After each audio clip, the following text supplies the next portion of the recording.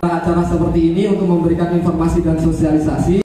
Tapi yang jelas setiap hari kami hadir 24 jam Bapak Ibu sekalian, walaupun ada di rumah, walaupun ada di, kalau di sini Banyuwangi paling ujungnya sebelah mana Pak ya?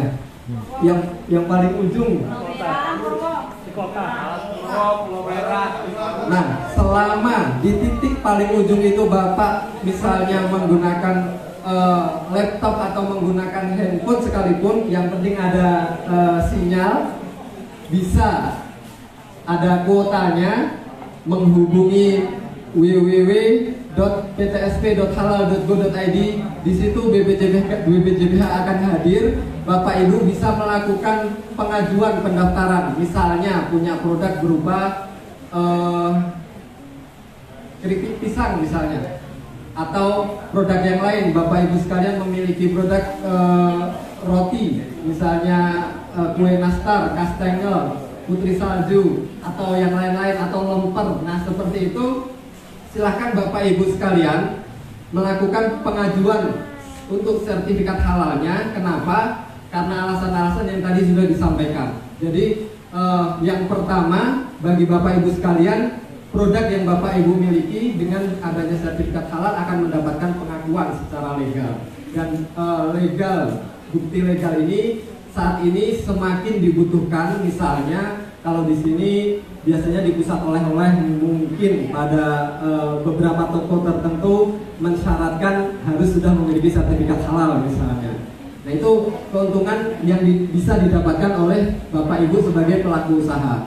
Kemudian kalau Bapak Ibu sebagai konsumen, seperti yang tadi Ibu Ina sudah sampaikan, dengan adanya sertifikat halal yang dalam hal ini berbentuk label halal yang tercantum di dalam kemasan produk, Bapak Ibu sekalian akan mendapatkan kenyamanan dan keamanan ketika ingin membeli atau mengkonsumsi produk-produk tertentu yang itu sudah memiliki sertifikat halal yang dibuktikan dengan label halal. Nah, pada kesempatan siang hari ini kami ingin tadi sebelum acara dimulai kami sempat berbincang-bincang dengan beberapa pendamping PPH Bu yang hadir di sini. Kemungkinan apabila ada di antara Bapak Ibu sekalian yang hadir di sini, kita mungkin tidak usah berpanjang lebar. Apakah ada yang memiliki produk yang ingin dilakukan sertifikat halal, sehingga nanti kita bisa langsung memberikan atau kita bisa langsung berkomunikasi, berdialog apa yang kira-kira Bapak Ibu butuhkan atau Bapak Ibu inginkan informasi dan hal-hal yang terkait yang diinginkan. Kalau memang ada di antara Bapak Ibu yang hadir pada majelis kali ini pelaku usaha yang memiliki produk dan ingin mengajukan sertifikat halal, dengan terbuka mungkin ada beberapa hal yang ingin kami garis bawahi. Selain batasan kewajiban bersertifikat halal yang tadi sudah disebutkan, yaitu pada tanggal 17 Oktober 2024, kami juga ingin menyampaikan informasi bahwa Bapak Ibu sekalian, kalau ingin mendapatkan sertifikat halal, kami bisa informasikan ada 2 jalur yang bisa Ibu tempuh ya. Yang pertama, kita menyebutnya jalur reguler. Kalau jalur reguler, misalnya Bapak Ibu punya rumah makan ini, kayak ini, di sini kan ada rumah makan ya. Kalau ini rumah makannya ingin mendapatkan sertifikat halal, maka dia harus mengajukan melalui mekanisme reguler. Nanti akan ada petugas dari lembaga pemeriksa yang datang ke sini untuk memeriksa apakah barang-barang, menu, makanan atau apapun yang dijual di dalam restoran ini sudah memenuhi standar kehalalan atau belum. Itu jalur yang pertama. Apakah semua orang yang ingin mendapatkan sertifikat halal harus diperiksa oleh auditor atau pemeriksa? Tidak harus.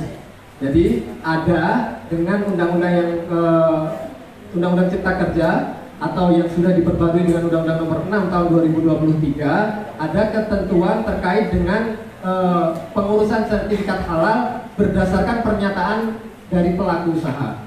Misalnya di sini ada Mbak Nur Hidayah. Kebetulan di rumah dia punya usaha intip. Intip itu kalau di sini sama kan intip kan?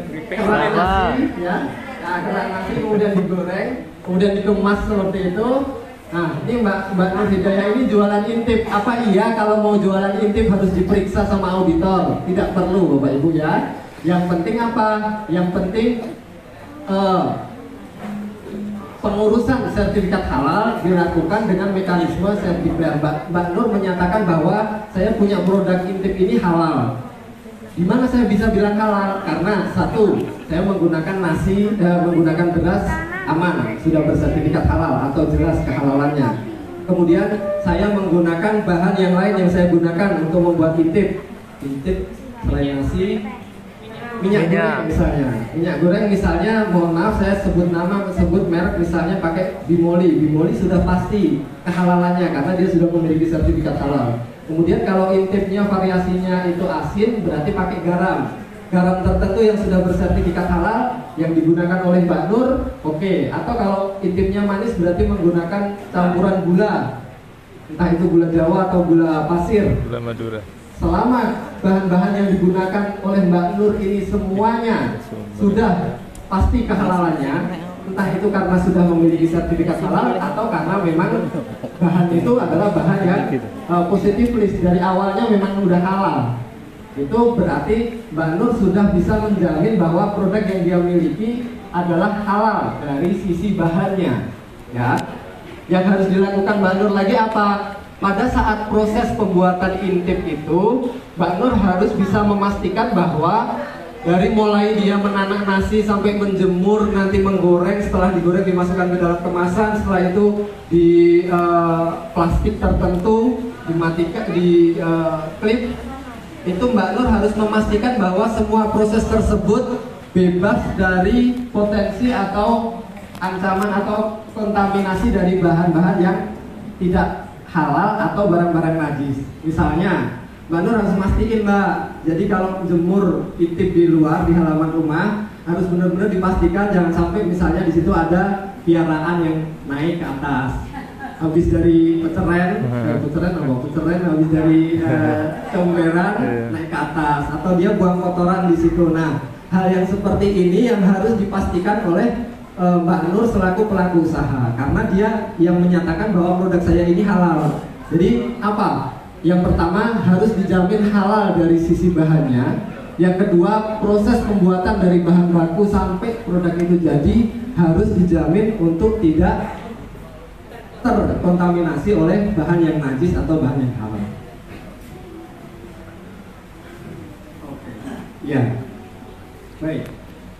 Poin yang ketiga yang harus dilakukan oleh Mbak Nur nih selaku pelaku usaha. Nah, ketika dia sudah punya produk berupa intip, Mbak Nur pakai penamaan intipnya yang normal-normal saja, yang tidak melanggar aturan secara etika misalnya, atau tidak melanggar secara agama. Misalnya ada yang pengen aneh-aneh karena bikin intipnya dikasih variasi rasa yang pedes. Ini intip iblis jahanam, saking pedesnya. Yang seperti itu mohon untuk dihindari ya, dihindari karena itu ada standar-standar tertentu yang tidak terpenuhi. Nanti intipnya tetap oke-oke saja, halal-halal saja, tapi karena sebab penamaan yang tidak sesuai, entah itu dengan kriteria syariah ataupun dengan kriteria yang, kalau kriteria yang lain apa? Memang ada misalnya kriteria adat atau etika, tidak yang menggunakan kata-kata yang tidak senonoh, misalnya kata-kata kotor ataupun yang berbau pornografi atau yang semacamnya. Nah, yang seperti itu dihindarkan. Nah, selama kondisi produk dan kondisi-kondisi yang lain bisa dipenuhi oleh Mbak Nur tadi itu, maka Mbak Nur akan berhak untuk mengajukan sertifikasi halal dengan jalur pernyataan pelaku usaha. Apakah hanya seperti itu? Tentu akan ada, misalnya di sini kita bisa sebutkan tadi Ibu Lulu Maknunah ya, salah satu pendamping yang tadi kita sempat ngobrol. Kebetulan beliau mendapatkan, kalau di catatan saya download jam 12 tadi, sekitar 690 pengajuan dari Bu Lulu yang sudah masuk, dan ini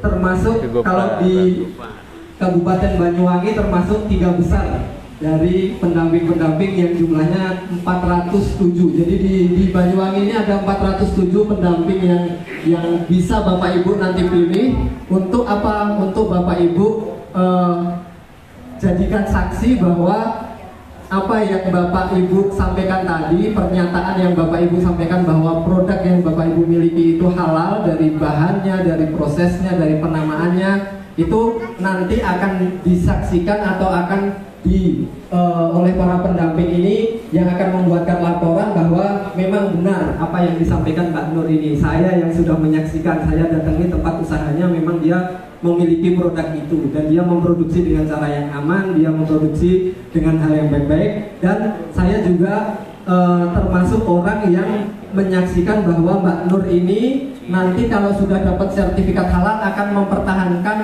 standar sesuai dengan pada saat dia mengajukan permohonannya. Kalau misalnya saya punya kedai ini, saya jualan nasi tempong ya. Iya. Tempong. Nasi tempong misalnya. Yang kecil-kecilan aja yang biar bisa ikut chef declare, bukan yang warung yang sudah gede. Yang nasi tempong yang kecil. Supaya saya bisa dapat sertifikat halal, saya akan penuhi aja lah semua yang dia mau. Saya ada menunya, misalnya opor ayam, saya pakai ayam yang sudah bersertifikat halal. Saya pilih untuk pengajuan menggunakan merek ayam tertentu yang sudah bersertifikat halal. Padahal kenyataannya hariannya dia tidak menggunakan ayam yang sudah bersertifikat halal itu, atau yang berasal dari rumah potong unggas yang sudah bersertifikat itu. Dia menggunakan dari ayam yang misalnya malah justru ketahuan, biar agak murah saya beli yang tiren aja, yang sisa-sisaan itu. Nah, hal yang seperti itu, itulah termasuk poin-poin yang harus dipastikan oleh pendamping bahwa memang apa yang digunakan oleh pelaku usaha ini, yang harian digunakan untuk proses pembuatan produk itu sama dengan apa yang ketika dia mengajukan permohonan sertifikat halal. Bapak Ibu menjadi pendamping itu benar-benar fungsinya adalah menjadi saksi. Kalau memang sesuai, silahkan didampingi dan direkomendasikan dikeluarkan laporannya. Kalau tidak sesuai, ajak pelaku usaha untuk Pak, Bu, karena nanti Bapak Ibu akan dapat sertifikat halal, itu berarti ada jaminan, maka Bapak Ibu juga harus memenuhi kewajibannya, yaitu menggunakan bahan-bahan yang benar, prosesnya juga aman, terus pengemasan dan segala macamnya memenuhi kriteria, sehingga sertifikat halal itu benar-benar seperti yang disampaikan oleh Bu Ina tadi, menjadi dokumen jaminan atau pengakuan atas kehalalan produk yang Bapak Ibu miliki.